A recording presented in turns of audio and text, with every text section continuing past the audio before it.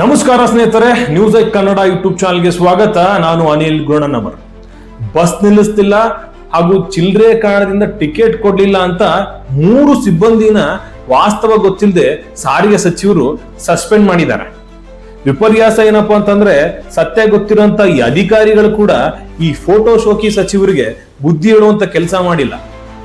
ಅಂದಹಾಗೆ ಬೆಂಗಳೂರು ಅಭಿವೃದ್ಧಿ ಸಚಿವ ಕೃಷ್ಣ ಬೈರೇಗೌಡರಂತೆ ತಾನು ಕೂಡ ಸ್ವಲ್ಪ ಪಬ್ಲಿಸಿಟಿ ಪಡ್ಕೋಬೇಕು ಅನ್ನೊಂದು ಹಪಾಹಪಿಗೆ ಬಿದ್ದು ಈ ನಾಟಕಗಳನ್ನ ಮಾಡಿದ್ದಾರೆ ಅಂತ ಕಾಣಿಸುತ್ತೆ.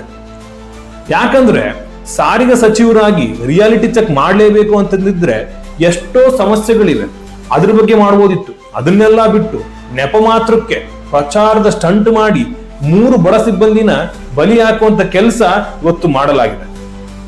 ಘಟನೆ 1, 12 ರೂಪಾಯಿ ಟಿಕೆಟ್ಗೆ 100 ರೂಪಾಯಿ ಗರಿ ನೋಟನ್ನ ಈ ಆಗರ್ಭ ಶ್ರೀಮಂತ ಸಚಿವರು ಕೊಟ್ಟಿರ್ತಾರೆ. ಯಥಾ ಪ್ರಕಾರ ಕಂಡಕ್ಟರ್ ತಮ್ಮ ಶೈಲಿಯಂತೆ ನನ್ನ ಬಳಿ ಚಿಲ್ಲರೆ ಇಲ್ಲ ಸ್ವಾಮಿ, ಚಿಲ್ಲರೆ ಇದ್ರೆ ಕೂತ್ಕೊಳ್ಳಿ ಇಲ್ಲಾಂದ್ರೆ ಇಳ್ಕೊಳ್ಳಿ ಅನ್ನೋ ಮಾತನ್ನ ಆಡಿರ್ತಾರೆ. ಇದರಲ್ಲಿ 2 ಪ್ರಮುಖ ವಿಚಾರಗಳಿವೆ. ಸಾರಿಗೆ ಸಚಿವರಾಗಿರುವ ಕಾರಣದಿಂದಾಗಿ ತಮ್ಮ ಇಲಾಖೆ ವ್ಯಾಪ್ತಿಯಲ್ಲಿ ಸಾರಿಗೆ ಸಂಸ್ಥೆ ಏನೆಲ್ಲ ಕೆಲಸ ಮಾಡ್ತಿದೆ ಅನ್ನೋದ್ರ ಬಗ್ಗೆ ಕನಿಷ್ಠ ಜ್ಞಾನ ಇರಬೇಕಿತ್ತು ಇವ್ರಿಗೆ.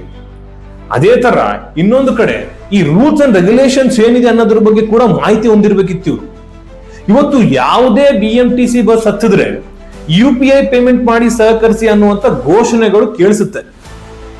ಅದೇ ತರ ಎಲ್ಲಾ ಬಸ್ಗಳಲ್ಲಿ ಚಿಲ್ಲರೆ ಕೊಟ್ಟು ಸಹಕರಿಸಿ ಅನ್ನೋ ಸ್ಟಿಕ್ಕರ್ ಕೂಡ ಇರುತ್ತೆ.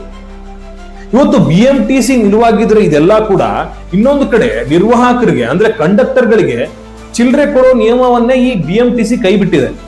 ಮೊದಲೆಲ್ಲ ದಿನದ ಟ್ರಿಪ್ ಶುರುವಾಗೋ ಮುಂಚೆ ಪ್ರತಿಯೊಬ್ಬ ಕಂಡಕ್ಟರ್ಗಳಿಗೂ ಸ್ವಲ್ಪ ಪ್ರಮಾಣದಲ್ಲಿ ಇಷ್ಟಂತ ಚಿಲ್ಲರೆ ಹಣ ಕೊಟ್ಟು ಕಳಿಸ್ತಾ ಇದ್ರು. ಇದು ಇವಾಗ ಕಂಪ್ಲೀಟ್ ಆಗಿ ಬಂದ್ ಮಾಡ್ಬಿಟ್ಟಿದ್ದಾರೆ. ಅದೇ ತರ ಈ ನಿರ್ವಾಹಕರು ಅಂದ್ರೆ ಕಂಡಕ್ಟರ್ಗಳಿಗೆ 200 ರೂಪಾಯಿಗಿಂತ ಹೆಚ್ಚಿನ ನಗದನ್ನ ಇರಿಸಿಕೊಳ್ಳುವಂತಿಲ್ಲ ಅಂತ ರೂಲ್ಸ್ ಕೂಡ ಮಾಡಿದ್ದಾರೆ. ಅದಾದ ಮೇಲೆ ಯಾವ್ದಾದ್ರೂ ಮಹಿಳೆ ಜಾಸ್ತಿ ಚಿಲ್ಲರೆ ಕೊಟ್ರೆ ಅವ್ರಿಗೆ ಉಚಿತ ಪ್ರಯಾಣ ಕಲ್ಪಿಸ್ಕೊಡ್ಬೇಕು ಅಂತ ಯೋಜನೆ ಕೂಡ ಮಾಡಿದ್ದಾರೆ. ಇದೆಲ್ಲ ಇರಬೇಕಾದ್ರೆ ಕಂಡಕ್ಟರ್ಗಳು ಎಲ್ಲಿಂದ ಚಿಲ್ಲರೆ ತರಬೇಕು ಅನ್ನೋದನ್ನು ಮಾತ್ರ ಈ ಸಚಿವ ಮಹಾಶಯರು ಉತ್ತರಿಸಬೇಕು. ಇದಕ್ಕೆ ಇನ್ನೊಂದು ಆಂಗಲ್ ಕೂಡ ಇದೆ. ಒಂದೊಮ್ಮೆ ಟಿಕೆಟ್ ನೀಡದಿದ್ರೆ ಮುಂದಿನ ಸ್ಟೇಜ್ ಅಲ್ಲಿ ಯಾವ್ದಾದ್ರು ಚೆಕಿಂಗ್ ಆಗಿ ದಂಡ ಬೀಳ್ಬಹುದು ಈ ಚಿಲ್ಲರೆ ವಿಷಯಕ್ಕೆ. ಇಲ್ವಾದಲ್ಲಿ ಪ್ರಯಾಣಿಕರು ಇಳಿಬೇಕಾದ್ರೆ ಚಿಲ್ಲರೆ ಕೊಡಿ ಅಂತ ಗಲಾಟೆ ಮಾಡ್ತಾರೆ. ಇದೆಲ್ಲ ಪ್ರಾಬ್ಲಮ್ಗಳು ಕಂಡಕ್ಟರ್ ಮಾತ್ರ ಗೊತ್ತು. ನಮಗೇನನ್ಸುತ್ತೆ, ಈ ದುರಹಂಕಾರ ಇರುವಂತ ಕಂಡಕ್ಟರ್ಗಳಂತ ನಾವು ಮೇಲ್ನೋಟಕ್ಕೆ ಕಾಣಿಸುತ್ತೆ. ಪಾಪ ಅವ್ರ ಕಷ್ಟ ಅವ್ರಿಗೇನೆ ಗೊತ್ತು, ಈ ಸಚಿವರಿಗೇನ್ ಗೊತ್ತು ಅಂತ ಜನ ಕೇಳ್ತಿದ್ದಾರೆ. ಘಟನೆ 2, ಪ್ರಯಾಣಿಕರೊಬ್ಬರು ಕೈ ಮಾಡಿದ್ರು ಬಸ್ನ ನಿಗದಿತ ಜಾಗದಲ್ಲಿ ನಿಲ್ಲಿಸ್ತಿಲ್ಲ ಅನ್ನೋ ಆರೋಪಕ್ಕೆ ಡ್ರೈವರು ಮತ್ತು ಕಂಡಕ್ಟರ್ನ ಸಸ್ಪೆಂಡ್ ಮಾಡಲಾಗಿದೆ.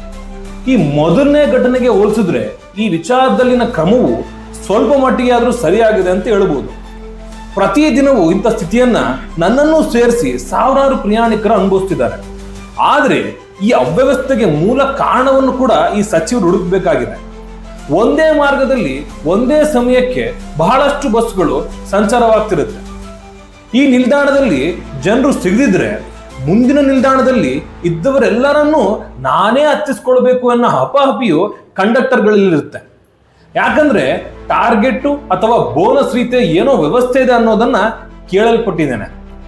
ಈ ಸ್ಪರ್ಧೆಯ ಕಾರಣದಿಂದ ರಸ್ತೆಯ ಮಧ್ಯೆ ಪ್ರಯಾಣಿಕರನ್ನ ಹತ್ತಿಸ್ಕೊಳ್ಳೋದು, ಇಳಿಸೋದು ಹಾಗೂ ಅಪಘಾತ ಮಾಡೋದೆಲ್ಲ ಪ್ರತಿದಿನ ಬೆಂಗಳೂರಲ್ಲಿ ನಡೀತಾ ಇದೆ. ಉದಾಹರಣೆಗೆ ನಾನು ಪ್ರತಿದಿನ ಓಡಾಡೋ ಈ ಮಾರ್ಥಹಳ್ಳಿ ಬಳಿ ಕೆಲವೊಮ್ಮೆ 500 CA ಮತ್ತು 500F 5-6 ಬಸ್ಗಳು ಒಮ್ಮೆಲೆ ಬರುತ್ತೆ. ನಂತರ ಒಂದು 10-15 ನಿಮಿಷ ಒಂದೇ ಒಂದು ಬಸ್ ಇರೋದಿಲ್ಲ. ಪ್ರತಿ ಬಸ್ಗಳ ನಡುವೆ ಅಂತರ ಹಾಗೂ ಸಮಯನ ನಿಗದಿ ಮಾಡಬೇಕಾಗಿರುವ ಕೆಲಸವನ್ನ BMTC ಅಧಿಕಾರಿಗಳು ಮಾಡಬೇಕು. ಅಂದಹಾಗೆ ಸಚಿವರು ರಿಯಾಲಿಟಿ ಚೆಕ್ ಮಾಡಿದ ತಪ್ಪಲ್ಲ, ಆದ್ರೆ ಸಚಿವರ ಅಮಾನತು ಮಾಡುವ ವರ್ತನೆ ಏನಿದೆಯಲ್ಲ ಅದು ಮಾತ್ರ ಸರಿ ಇಲ್ಲ. ಇದೆಲ್ಲ ಒಂದು ಕಡೆ ಆದ್ರೆ ಕೊನೆಯದಾಗಿ ಒಂದು ಮಾತು ಹೇಳ್ತೀನಿ. ಇವೆಲ್ಲದರ ಜೊತೆಗೆ ಪ್ರತಿನಿತ್ಯ ಬಸ್ನಲ್ಲಿ ಓಡಾಡುವ ಬೆಂಗಳೂರಿಗರು ಕೂಡ ಅಷ್ಟೇ ಪ್ರೀತಿಯಿಂದ ಬಸ್ಸನ್ನ ನೋಡ್ಕೊಳ್ಬೇಕು. ಸೀಟನ್ನ ಹರಿದಾಕೋದು, ಚಿವಿಂಗಮ್ ಹಚ್ಚೋದು, ಸೀಟ್ ಹ್ಯಾಂಡಲ್ ಮುರಿಯೋದು, AC ನಾಬ್ ಮುರಿಯೋದು, ಬಸ್ನಲ್ಲಿ ಉಗಿಯೋದು, ಚಾಕ್ಲೇಟು ಅಥವಾ ಪಾನ್ ಕವರ್ನ ಅಲ್ಲೇ ಎಸೆಯೋದು, ತಿಂಡಿ ತಿನಿಸುಗಳನ್ನ ಚೆಲ್ಲುವುದು ಸೇರಿ ಹಲವಾರು ಹೊಲಸು ಕಾರ್ಯಗಳನ್ನ ಬಸ್ನಲ್ಲಿ ಮಾಡುವುದನ್ನು ನಾವು ಕೂಡಲೇ ನಿಲ್ಲಿಸಬೇಕು. ಇಲ್ಲವಾದಲ್ಲಿ ಈ ಸಚಿವರು ಹಾಗೂ ನಮ್ಮ ವರ್ತನೆಗೆ ಯಾವುದೇ ವ್ಯತ್ಯಾಸ ಇರೋದಿಲ್ಲ.